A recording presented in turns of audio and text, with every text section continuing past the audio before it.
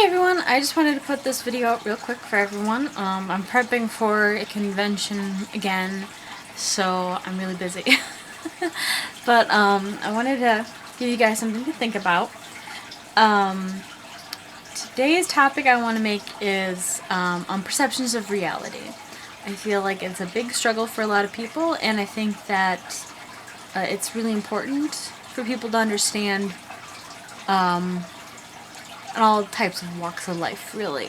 Not only just people that are trying to understand spirituality and trying to figure out what things are, but in general, it's a great concept to spend some time thinking about, because it's very important. Perceptions of reality basically means what you feel is real to you, and that is what creates the reality around you. A long time ago, they used to say, or way back when they used to have lots of philosophies from like ancient Greek time periods, where they would say, you know, if you kick a rock, you'll feel it, the pain in your foot, and this way you know it's the pain is real, so the rock has to be real to you because it's reality to you because you can feel it, even though that nobody else can feel it.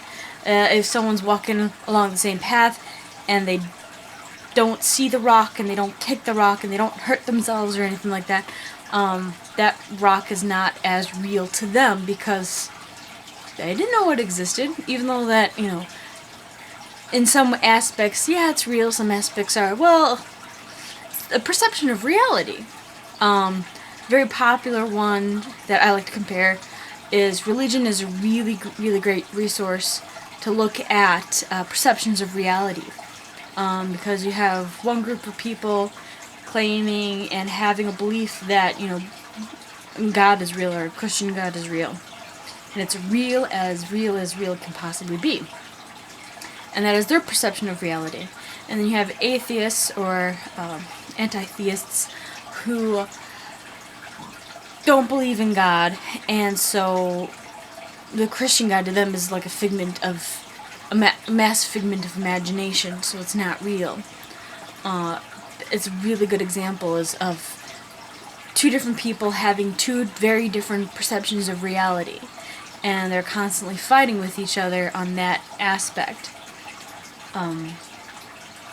So you have to realize that, so there's two different perceptions of reality going on, and the perceptions of reality are, you know, God is real and God isn't real.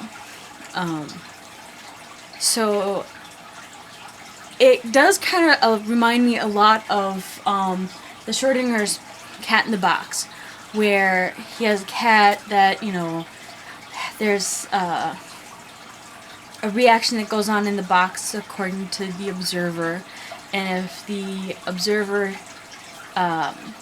expects the cat to die, the cat dies, and if the observer expects the cat to live, it lives. And it doesn't make up that decision until after the person makes up their decision. And if there's no observer, you know, how is the cat alive and dead at the same time, you know? So the question is the cat alive or is the cat dead? When you're thinking, or when you're talking about abstract things, it gets really, really difficult because we're so used to living in a non-abstract world, a very concrete world, where either the cat is dead or the cat is alive. It can't be both. Same thing with religion and philosophies and things like that, where people can't accept that God does not exist and God exists at the same time, but it's a perception of reality, and people don't get it a lot of the time, and that's where you get a lot of arguments and feud and issues. So I really want to kind of summarize this real quickly here, but so the perceptions of reality that you have now, you have a right to have them, and you have to realize that other people around you also have the right to their own perceptions of reality. They have their own rights to believe in what is real to them. Now, there are certain issues where, you know, when someone's obsession with their perception of reality becomes so extreme that they are no longer functioning members of society and they can't take care of themselves, usually that's when we start deeming it as a mental disability. And that's a little bit different story. But assuming that you're capable individual of clothing and showering, feeding yourself, a perception of reality is a perfectly healthy thing to have, and your perceptions of reality changes throughout your life. Not so many people nowadays, at least, have the same perception throughout their entire life. They go through changes, which is totally, perfectly fine, normal. I think a long time ago it was a little bit more a custom where you grew up in a religion or perception of reality, and you lived your entire life in that perception of reality, and then you died with that perception of the reality. I think with internet and people opening up and questioning things all the time, I think that opens up to a lot of people constantly changing their perceptions of reality through their lives as different experiences occur. So as you're going through your spiritual journey in life, always keep in mind that, what is real right now is not necessarily going to be very real later on, or it might even be more real, depending on, how your experiences affect your perception of reality. And it's okay, and it's actually an excellent way of taking advantage of that system and learning other perceptions of reality around you, and learning how to accept those perceptions of reality, or choosing to deny those exceptions of reality in your own life, or kind of nitpicking like, this perception of reality functions, but it has to have these tweaks in order to function in the perception of reality that I have.